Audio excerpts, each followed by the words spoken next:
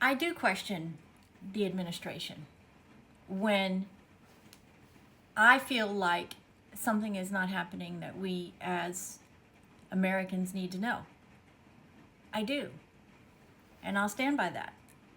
I support my president, I support his cabinet and his appointees, but when I feel that we are not getting what we need to get, I'm not going to turn a blind eye just because I supported him. That's not what supporting our leaders is about. So, I too don't understand the whole backward momentum of the Epstein information. A few things. First of all, Pam Bondi has not handled it at all well. Needs to be removed from her. I'm just going to say it.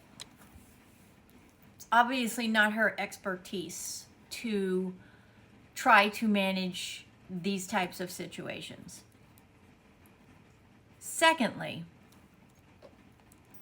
I do not believe in my heart of hearts that our president would specifically cover up to protect his own butt. I don't believe that. I do not think that he is the deep state. I do not believe that he would do what we have become accustomed to seeing and watching politicians do, because he's never been a politician. I think if he made a mistake or if something was going on that specifically involved him, I think he would own it. I do. Because he's owned it in the past when situations like that have come up. So that leads me to then believe, because we're not hearing from officials, we're not hearing from Bondi, we're not hearing from Patel, and we're not hearing from Bongino. And I completely 100% trust Dan Bongino. He is a warrior. That particular warrior was picked to go work with the commander-in-chief, but in his heart of hearts, he is a warrior. And I feel like if Dan Bongino gets to a point where he is conflicted on his moral obligations, he will walk. He will walk. Because his convictions and his loyalty, yes, is to Donald Trump, but more than that, it's to you and me. And I don't question that absolutely don't question that for 1 second. He is not in charge. He reports to Patel. Okay? So, the only logical deduction that I can come up with after thinking about this for well over 24 hours, something has to have materialized or been uncovered in the review of all of this mess that threatens the security of the United States in some way, some shape, or form. Because without a doubt, Trump would release, if it was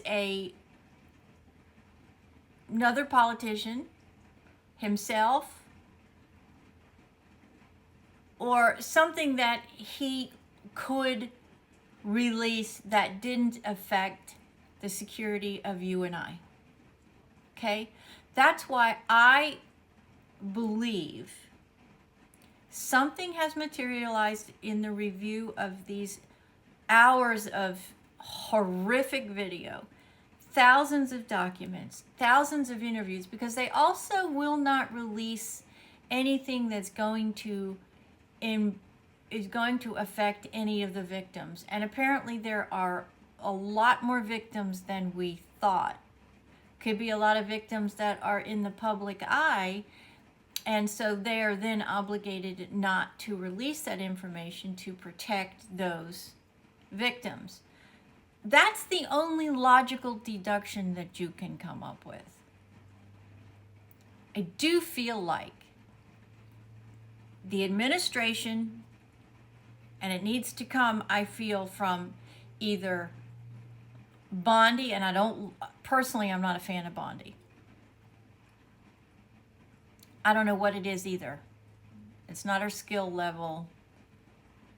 I don't know what it is. But I think it has to come from either the president or one of his chief advisors, or maybe even him. And I think they specifically need to address why they cannot release any more information. I don't think they can just leave it as it is and say there's nothing more to be seen or heard, because, come on, people, you and I know that is not the case, right? There's been documentary after documentary after documentary. Or one other thing I just thought about, there is pending legal action against his partner, the woman. So maybe there's something in that they cannot release because it could jeopardize future legal action against her. These are the only things that logically make any sense to me. I'm not a trained lawyer. I just know from the world that I work in, these are the only things that logically make any sense to me. But I do think we need to hear more. And I think the administration needs to hear us say, we need more. We need an explanation. If you can't release it, fine. Why? We don't need specifics, but even we cannot release this due to security reasons that could potentially jeopardize the safety of the United States of America or the people or whatever it is, without divulging what it is. I think that needs to be said. I do. And I think it needs to come. I mean business.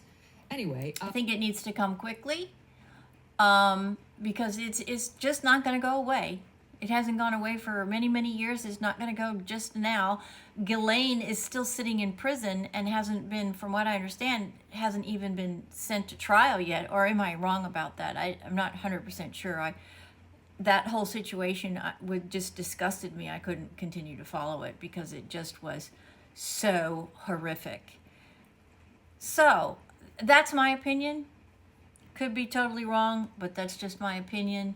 And I think we as conservatives do need to express, we need more. We need an explanation. If you can't divulge what's going on, then you need to say, can't divulge what's going on. Has to. There has to be transparency. Everything else has been transparent up to this point, and I don't think anybody truthfully, when we saw what went on yesterday in that cabinet meeting, looked at each other and went, oh yeah, that's the truth. No, that didn't happen. So, President Trump, we need to know. Bondi, we need to know. Patel, we need to know. And Dan, we trust you. Don't compromise yourself, but we know you're not going to just turn away from the trust that the American people have had your back for so long. Just my 2 cents. Could be wrong.